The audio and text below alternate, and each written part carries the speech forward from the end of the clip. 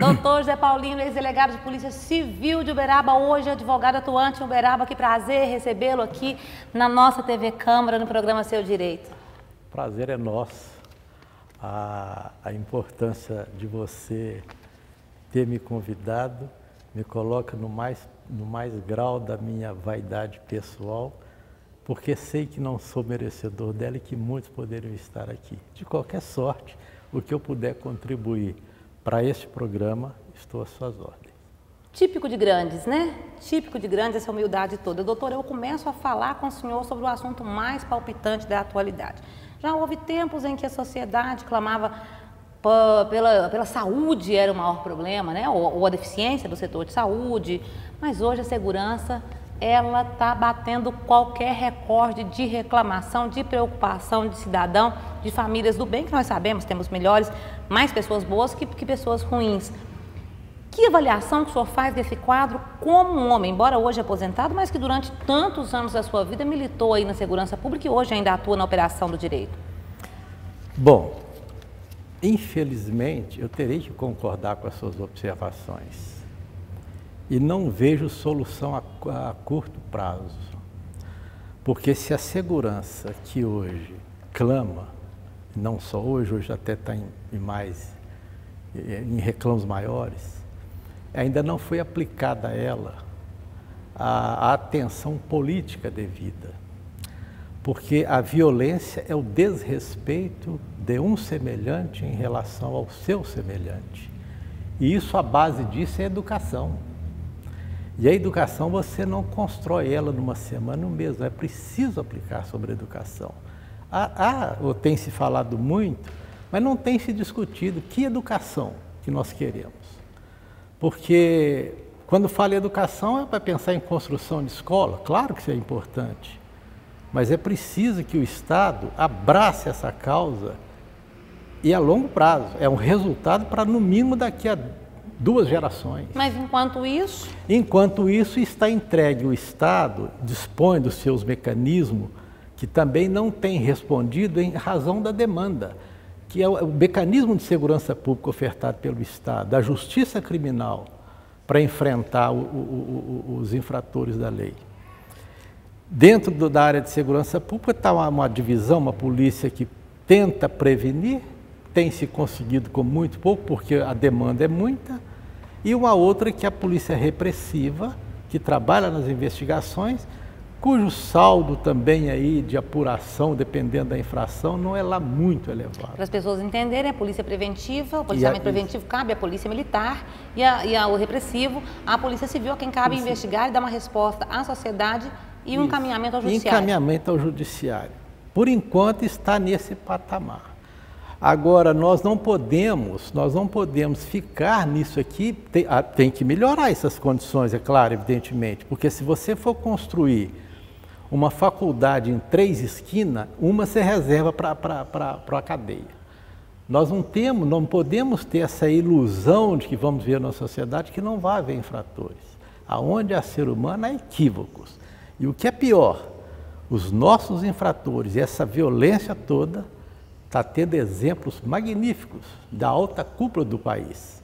Isso não é bom para o cidadão, isso não é bom para o Estado, é péssimo exemplo que tem se dado. E a educação foi tão falha... Nós estamos falando da corrupção, né? Do lamaçal. Que são ladrões. Se alguns roubam com o 38 ou com 45, eles roubam com a caneta e conseguem muito maior valor. Isso é grave, esse problema no Brasil, porque também faltou educação lá. Qual a educação? O problema ético. O problema ético é horroroso no país. Eu vou te dar um exemplo, eu estou chegando de uma viagem e tive exemplos fabulosos.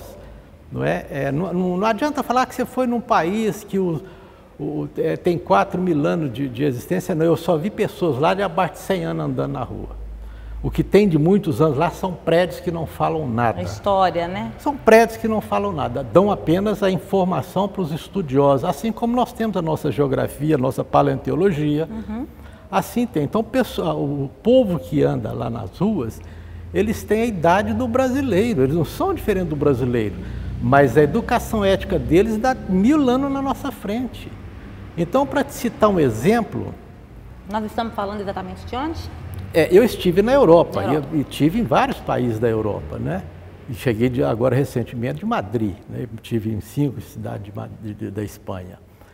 Para você ter uma ideia, olha como é que é interessante. Uma brasileira estava numa estação de trem e assim que ela desceu, o trem fecha as portas e segue viagem, ela deu falta da bolsa dela e aprontou um escândalo.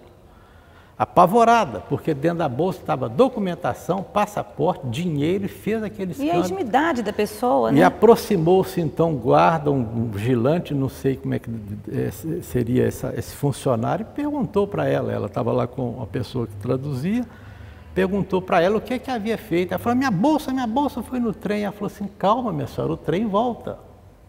A certeza de que estaria ali, o trem volta. Né? E depois dela acalmar, ela falou assim, daqui a tantas horas ou minutos, não sei, não tem detalhes disso, a senhora pode me procurar, eu estou aqui na cabine. Daí a pouco o trem retorna, ela vai procurar, esse trem que você viajou foi, vamos lá onde está a sua bolsa. A bolsa estava lá na poltrona que ela havia esquecido. Há que se ponderar muito sobre isso, há que refletir muito sobre isso. Isso é ético. Isso é problema ético. A pessoa não se preocupou nem em guardar, porque quem perde volta, né? Agora você imagina o seguinte, aqui eles nos tomam essas bolsas, lá se esquece e fica. Eu ainda imaginei o seguinte, o trem não devia estar lotado, porque se tivesse lotado, certamente quem ia ocupar onde estava a bolsa, ia querer sentar, poderia pegar e entregar para o funcionário do trem. Mas a gente ouve muito que essa cultura lá nem é assim, você deixa... O brasileiro é assim, o bom brasileiro.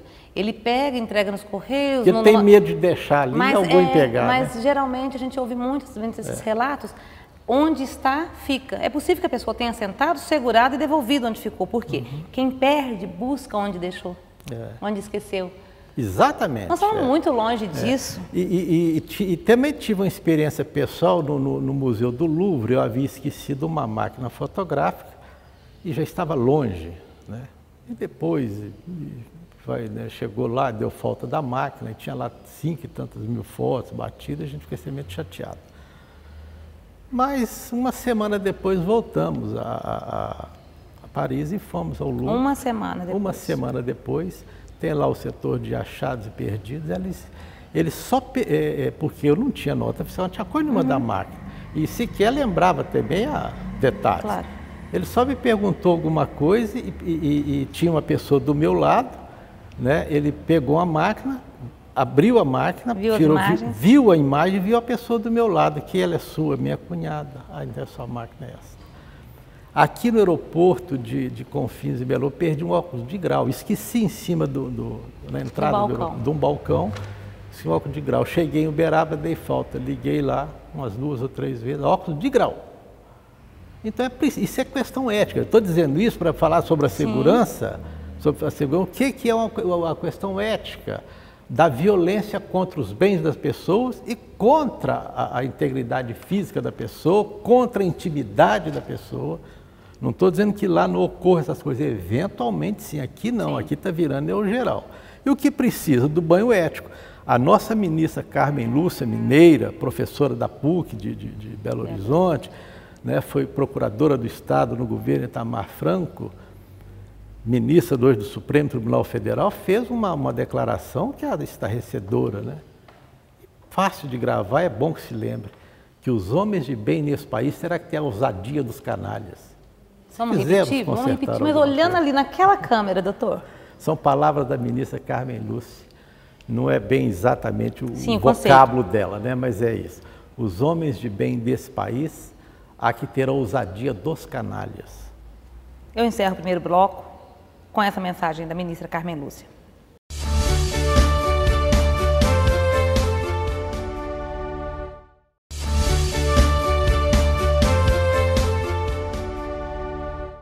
Nós voltamos com Seu Direito, que hoje recebe o doutor José Paulino, foi delegado de polícia. Que prazer ter acompanhado um pouquinho da carreira policial dele aqui em Uberaba como jornalista. Nós estamos falando de segurança pública, ele advoga hoje em Uberaba.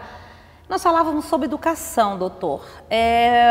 A educação, naturalmente, nós não estamos falando daquela educação bancária, onde você vai à escola e recebe noções de cultura e o beabá, o 2 mais 2, as ciências exatas. Nós estamos falando de educação. A educação é muito mais amplo que isso. O senhor com certeza vai concordar comigo. E eu te pergunto, a família terceirizou, jogou para a galera a educação dos seus filhos ou a família também é vítima? E mais uma pergunta, porque eu sei que o senhor fala muito e fala bem, eu não quero te interromper. Eu vou voltar numa pergunta que eu já tentei fazer no bloco anterior, que é o quê? Educar é um processo gratificante, mas ele é muito demorado, ele é muito difícil. Porque ele é construção de gente, que não se constrói gente, como se constrói prédios. Mas enquanto isso, nós estamos vivendo num barril, não tem que endurecer o jogo? Essas duas perguntas eu deixo para o senhor nesse segundo bloco. Perfeito. Vamos entender o problema da família na ausência educacional dos seus tutelados. Você falou que o Estado tem assambarcado por completo o vocábulo educação. E é correto, mas é incorreto o Estado fazer isso. Porque a educação de que nós tratamos, que a construção do ser para a vida em sociedade, ela nasce lá com a família e já na gestação. Na verdade, o Estado ensina, dá conhecimento, profissionaliza e estabelece regras para a convivência social. Essa educação de que nós estamos tratando aqui, que é o respeito ao ser humano, é entender que a pessoa é igual a nós. Nós não somos superiores a ninguém, precisamos entender que seja quem ela seja, sente dores, sofrimentos, tem sonhos, tem frustrações.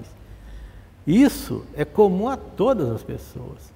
E isso não está sendo, se há percepção, não há compreensão que eu tenho que respeitar isso. Porque se eu tivesse essa compreensão, se eu estivesse do lado dos bandidos, evidentemente, eu não atacaria ninguém. Porque eu estaria aumentando o sofrimento dele, aquilo que eu posso sofrer amanhã. Por isso que eu digo que o que nós vemos hoje de exemplo de homens, entre aspas, brilhantes, estão nessa lamaçal que está ocorrendo no Brasil, que não tem que se negar isso. Parece generalizado, né? É um problema educacional, um problema ético, um problema moral, porque a nossa história também, o Estado nosso paternalista, patrimonialista, quer nos preservar de todas as áreas, para você ver o emaranhado de leis que nós temos. Temos leis aí até para... As leis são lindas, outras, boas, de qualidade. Exato, e algumas são exemplos do mundo, sim, né? São exemplos para o mundo. Nós temos institutos jurídicos aqui que é nosso, né? Mas o que eu quero dizer é da desnecessidade. Há leis, por exemplo, que quer organizar a educação do povo, dizendo assim que o idoso tem que passar na minha frente. Isso não é lei, não, isso tem que ser o meu comportamento ético. Quando o legislador entra nesta área, quando o legislador entra nele, ele me rouba essa possibilidade. É preciso que se enxergue isso. E temos exemplos vários sobre o problema legislativo no Brasil. O nosso legislador, como são muitos, e área de pouca atuação, de pouca visibilidade, quer se construir lei para tudo. Outro dia eu estou vendo, proibir colocar o saleiro no restaurante. Isso é uma decisão minha, particular minha, eles não têm que se meter nisso. Você tem que conscientizar, educar que o cloreto de sódio não faz bem em excesso à sua saúde. Eles não podem entrar, o Estado brasileiro chegou nesse ponto de entrar na vida privada do cidadão.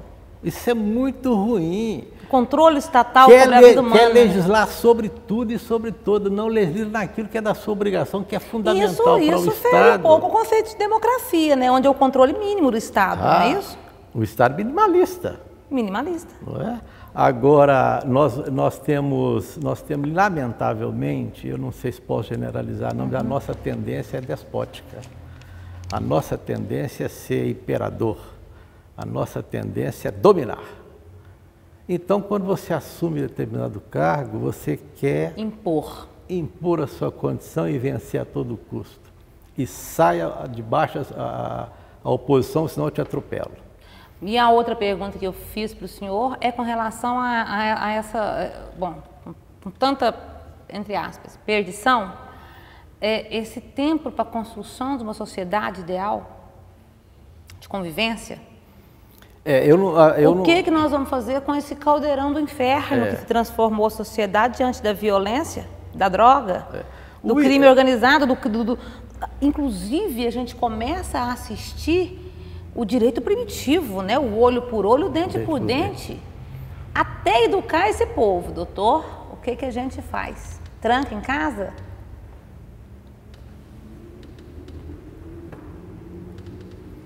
Eu quero só fazer uma observação com relação ao ideal. O ideal nós vamos buscar ele sempre, não vamos consegui-lo.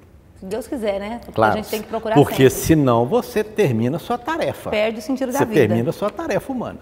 Verdade. Né? Então se busca ele. Mas nós temos que ver dentro do razoável, e nós estamos fora do razoável, em todos os sentidos. E já que nós estamos tratando o tema segurança pública, para que nós possamos lograr êxito ou ter dias mais auspiciosos e com uma segurança, pelo menos dos países de primeiro mundo, deve demorar umas 2 ou 3 décadas. Isso no meu sentido. Eu não sou educador, evidentemente. Né? Já tive a oportunidade de entrar para uma sala de aula, mas dentro da área específica, etc. Bom, por que nós temos que cuidar dessa educação e lograr esse resultado a longo prazo? É preciso que os mandantes de hoje não sejam vaidosos e não queiram resultado para a próxima eleição. Ah, doutor, então vamos chegar num razoável. Porque o negócio está feio. Porque o nosso estadista, ele pensa na próxima eleição, ele não pensa no Estado, ele pensa na próxima eleição dele continuar, dele ganhar do grupo dele. Eu acho que é importante então, a gente não generalizar também, porque eu digo difícil. Assim, o Marcos Montes falava muito isso, é que às vezes tem o podre é tão podre que parece que é todo mundo. Não é possível que não tem gente boa lá, né? Nós precisamos também fazer essa ressalva aqui, que me perdoe. Porque a gente não pode pôr tudo no mesmo balaio, é preciso saber quem é quem, separar o joio do trigo. É difícil? Muito, mas a gente tem que fazer. Se passei essa impressão, eu quero fazer uma correção, me penitenciar nisso. Nós temos a grande maioria do cidadão brasileiro, ele é honestíssimo. É verdade. O problema é que os desonestos impuseram o silêncio a eles. Por isso que a Carmen Lúcia deve ter dito aquilo. Exatamente. Eles são ousados. E nós, porque somos bem educados, vou agora me colocar na lista desses melhorzinho um pouco, nós somos bem educados, se nos silenciamos diante do atrevimento, diante da roubalheira, diante de todos os absurdos. Teve alguém que veio aqui, eu acho, quem foi? Algum dos nossos convidados, que para mim, ou não, foi o José Carlos Fernandes, que eu realmente sou amiga e fã do trabalho dele. Excelente. Excelente. José Carlos Fernandes um dia me disse assim, e para mim foi a tradução melhor da realidade social. Ele disse, olha, tem um quarteirão inteiro de boas famílias dormindo. 3 horas da manhã, um arruaceiro passa, ele acorda todo mundo. Então o mal, ele é muito mais agressivo do que... Ele é ousado, né? Porque você tinha 15 famílias de bons e um único que conseguiu acordar todo mundo. Com isso a gente vai para o intervalo e volta para o terceiro bloco já já.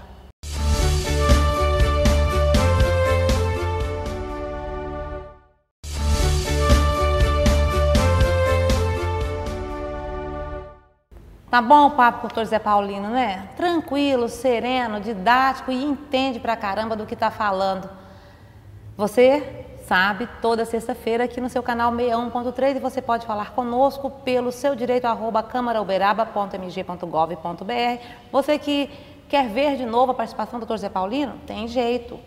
Você pode ver nos nossos reprises ou então acessando o site www.câmarauberaba.mg.gov.br. Tem um linkzinho escrito vídeo. Vai lá e escolhe o seu direito, naturalmente. Escolhe a sua entrevista. Eu volto com o Dr. Zé Paulino. Dr. Zé Paulino, o senhor, que eu sei que gosta de escrever artigos e contos, mas também lançou um livro que se chama Inquérito Policial, um Direito Fundamental, que foi norteado aí pela sua tese de doutorado. O inquérito policial, que me parece o senhor defende, né? Ele encontra aí algumas opiniões contrárias, algumas opiniões favoráveis. Eu posso dizer que eu também acho que é o caminho, sim, dentro da minha pequenez. Mas o inquérito policial também ele tem sido alvo de muitas polêmicas e utilizado por muitas justificativas por ineficiência, por maus resultados que a sociedade espera. A gente ouve muito dizer, olha, os inquéritos mal feitos atrapalham a apenação, o transcorrer do processo judicial. O senhor é um defensor do inquérito policial? Não, eu não sou defensor assim, nesses termos de um inquérito policial, não. O que eu verifico, aliás, eu preciso fazer uma retificação antes, eu não chamaria aquelas anotações minhas de livro, não. Ah, não? Eu não chamaria, não. Mas existe uma norma internacional que classifica, né?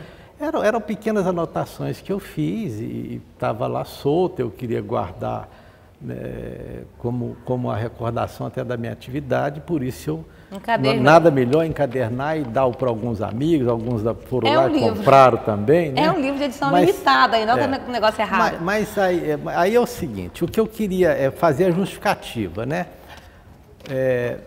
Imagina o seguinte, os nossos infratores, quando eles vão para a prática da infração, eles não combinam nada com ninguém, ou com o grupinho deles, ou da quadrilha, ou do bando. Hoje quase que não tem quadrilha mais, tudo hoje bando. É organização. É bando. Só ali que fica sabendo. O Estado nada disso sabe. O fundamento que eu encontro na defesa do inquérito, pelo menos no princípio de defesa do inquérito, é que num determinado ponto o Estado vai agir sozinho, que é nessa fase, dessa colheita material da prova. Ou dos vestígios da infração. Do convencimento. A partir daquilo ali, o Estado vai ter que correr paralelamente junto, o processo corre agora paralelo. Todas as vezes dando vista ao infrator, aos infratores. Não é? É o contraditório. Nesta fase, eu acho que seria muito interessante. Não estamos ainda com a cultura pronta para esse... E nem pessoal, não temos, infelizmente, não temos o pessoal, não é? Para que de pronto possa instaurar um processo penal. Porque um processo é uma coisa grave, a instauração de um processo penal é grave. A denunciação à justiça, ou a denúncia ofertada à justiça, o recebimento dela pelo juiz é grave na situação do indivíduo. O inquérito não tem essa responsabilidade, nem faz isso. Ele não faz isso, ele não tem anotação. Que tenha juridicidade do ponto de vista da imagem do cidadão, a não ser a publicidade, mas eu não posso controlar. A sociedade é que vai fazer o controle disso através dos seus meios, da sua mídia e daquilo que ela escolhe. Agora, eu ter pessoas que é contra uma determinada postura, isso é muito natural e muito aceitável e muito enriquecedor. Eu não posso ter uma posição na defesa do inquérito, não tem ninguém contra. Claro, o contraponto é importante para amadurecer, né? Evidentemente, para crescer. Porque se amanhã eu for demovido dessa ideia... Essa corrente está crescendo? Olha, o meu apanhado lá veio trazendo mais ou menos a história desse procedimento investigativo administrativo. Veio trazendo, com ligeiros apontamentos. Não é? Para dar um subsídio. Por que da existência dele? Por que ainda precisamos dele? Não é? Agora, as estocadas que tem recebendo aí, é muito natural. Agora, acabar com ele, dizer que vai acabar com... Isso que eu ia te falar, como é que ia ficar? Não vai resolver, porque nós temos que preocupar... O que ficaria no lugar? Nós temos que preocupar com o problema da segurança pública. O papel, gente, é o de menos. Isso vai melhorar... Nem os processos hoje já vão parar de ser físicos, né? Nós vamos melhorar a segurança pública. O que nós temos que entender é que os parceiros, cada um tem que entender o seu papel na sociedade. Se eu tenho uma tarefa, eu tenho que fazer essa tarefa minha. E ela depende de uma outra e que completa uma terceira. Eu preciso ter a consciência disso, eu não posso estar de olho naquilo que você faz. Para eu ficar de olho naquilo que você faz, então que eu preste concurso para aquilo que você faz, se for no caso da área da investigação. O senhor acha que a qualidade, qual é a opinião do senhor sobre a qualidade? Claro que a gente está falando de forma genérica, né? A qualidade dos inquéritos policiais. Olha, o defeito é da pessoa, evidentemente, é do servidor, né? Não é o Instituto Inquérito Policial, não tem culpa disso. Mas dos inquéritos que são promovidos hoje, naturalmente por homens, por servidores. Claro. É o seguinte, eu não tenho, já estou há 5 anos aposentado, não tenho acompanhado. Nós temos deficiência em todas as áreas do conhecimento, isso é inegável. Agora que a grande maioria não é, com certeza, em nenhum campo de trabalho. Em todo o campo da ciência, em campo do trabalho, em qualquer área que você verificar, a maioria absoluta é de excepcional valor. A minoria é que não tem valor algum. E o que é pior? Aí eu vou fazer uma comparação para ficar bem claro. Se você pegar uma caixa de tomate e colocar um tomate podre no meio de uma caixa, o que vai ocorrer? Cheiro vai exalar horrível. Todos os tomates apodrecerão. Se você fizer o contrário, pega um tomate podre e joga uma caixa de tomate bom, o bom desse não passa para ele. Então esse é um problema, é um dilema que nós temos. E nós temos que aprender a conviver com esse dilema. Não vai procurar solução para esse dilema não, que ele não tem um dilema. Aprender a tirar o tomate e não misturar, acho que é o caminho. Esse é o caminho. É separar o joio, como você disse. Tem que separar. Agora que a grande maioria dos inquéritos são bem feitos, são bem fundamentados. Eu acompanhei durante anos, tem muitos anos que eu não acompanho o trabalho também, mas o que eu pude acompanhar realmente não... E dada a limitação. E dada a limitação. Agora, estrutura. Cada mais violência, cada vez mais violência, cada vez mais inquérito.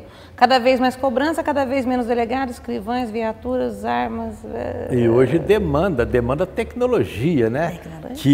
Que o cidadão individualmente tem acesso a ela com muita facilidade, mas o órgão público, para ter acesso à tecnologia, tem que fazer uma comissão de licitação, tem que licitar, tem que comprar, tem que registrar, tem que distribuir e depois tem que fazer a propaganda que está mandando. E quem está lá na ponta às vezes não sabe. E passa anos isso. Passa anos. Então... Doutor, que prazer falar com o senhor, a conversa como é boa, eu digo sempre assim, que a conversa flui, a gente acaba mesmo batendo papo antes das nossas despedidas, dos meus agradecimentos finais. Eu preciso rapidamente te perguntar ainda sobre toda essa bagunça toda de segurança ou de insegurança. A religião é importante ou só a educação? Não. A base religiosa, qualquer que seja, da família? Não. Eu já li isso em algum lugar, eu não me recordo. Aonde não há Deus, não há nada. É preciso a existência desse que nos criou e que não tem responsabilidade pelo meu livre-arbítrio. Que coisa mais linda, entenderam? Então pratiquem, doutor.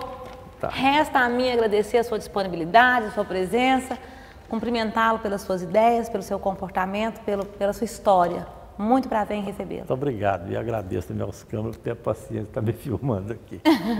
A gente volta na sexta-feira, até lá.